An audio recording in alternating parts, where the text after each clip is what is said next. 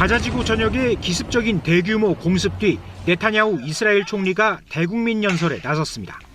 하마스가 인질 석방도 휴전 협상도 거부했다며 이제 협상은 전투 속에서만 이뤄질 거라고 말했습니다. זו רק ההתחלה. אנחנו נמשיך להילחם כדי להשיג את כל מטרות המלחמה. שחרור כל חטופינו, חיסול החמאס, והבטחה שעזה לא תהווה עוד איום על ישראל. 협상을 언급하긴 했지만 하마스를 가자에서 없애겠다는 압박, 사실상의 전쟁 재개 선언입니다.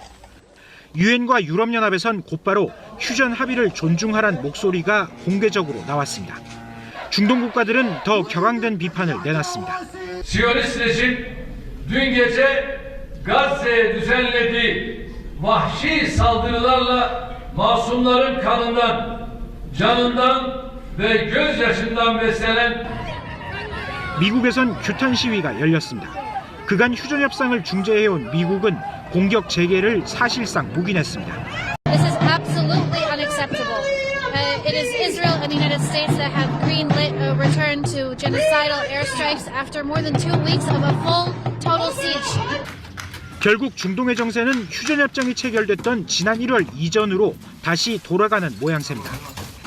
예멘 후티 반군은 이스라엘에 대한 공격을 천명했고 이스라엘은 시리아 포병진지를 공격하는 등 중동 전역으로 긴장이 퍼져나가고 있습니다. KBS 뉴스 조태엠입니다.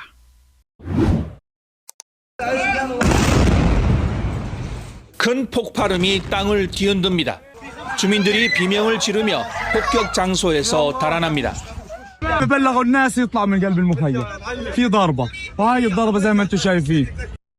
이스라엘군은 가자지구 하늘에선 공습을 이어갔고 땅에선 지상군을 확대 투입했습니다. 현지 시각 23일 이스라엘군은 가자지구 남부도시 라파 서부 지역에 지상군을 진군시킨 데 이어 북부 지역에서도 본격 지상작전에 돌입했습니다. 이스라엘군은 이번 작전이 테러 인프라 해체와 가자 남부 통제 강화를 위한 것이라고 밝혔습니다.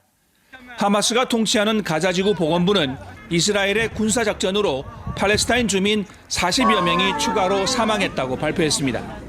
2023년 10월 가자 전쟁 발발 후 사망자가 5만 명을 넘겼다고도 밝혔습니다. فرحانين ورجعنا عضو المقال فرحانين راح الشباب راح الغوالي كلهم 이스라엘은 레바논의 친이란 무장정파 헤즈볼라와도 4개월 만에 최대 규모의 교전을 벌였습니다.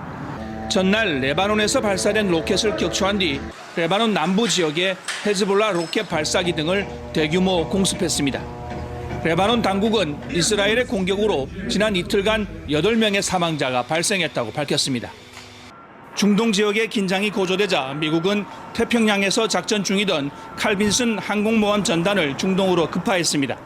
칼빈슨 항모 전단은 이미 중동에 배치된 해리 S. 트루만호와 함께 수주 동안 합동 작전을 펼치며 예멘 후티 반군 등의 도발에 대응할 예정입니다.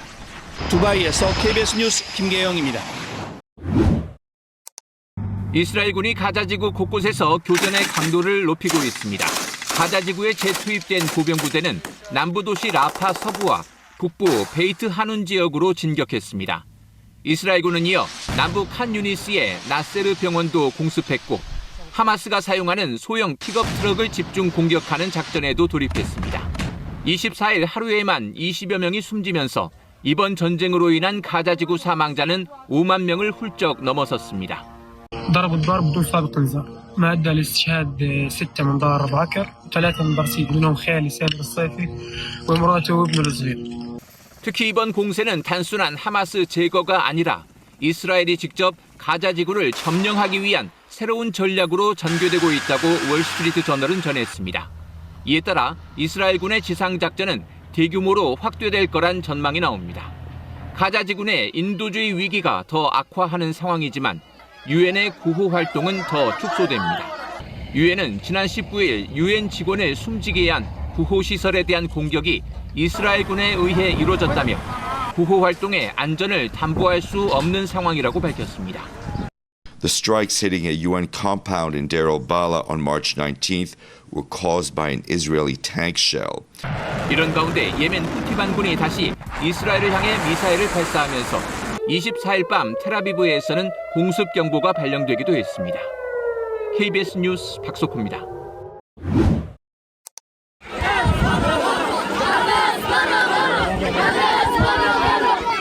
팔레스타인 가자 지구에서 하마스 반대 구호가 울려 퍼집니다. 배고픔은 이제 그만이라는 팻말을 든 시위대는 하마스에 대한 불만을 분명히 드러냈습니다. 이번 시위는 전날에 이어 두 번째입니다. 17년간 가자 지구를 통치해온 하마스에 대한 공개적 항의는 매우 이례적인 일입니다.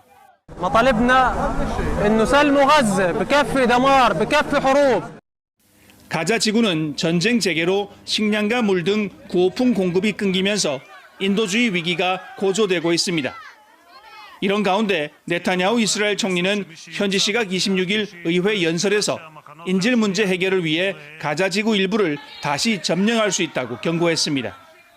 זה כולל תפיסת שטחים וזה כולל עוד דברים שאני לא אפרט כאן. 2023년 가자 전쟁 이후 이스라엘은 인질 구출과 하마스 소탕에 초점을 맞춰왔습니다. 최근 전투가 재개되면서 이스라엘 내각 강경파를 중심으로 가자 지구 재점령이 거론되기 시작했습니다. 이스라엘은 1967년 제3차 중동 전쟁을 계기로 가자 지구를 점령했으나 2005년 정착촌 21곳을 비우고 자국민과 군대를 철수했습니다.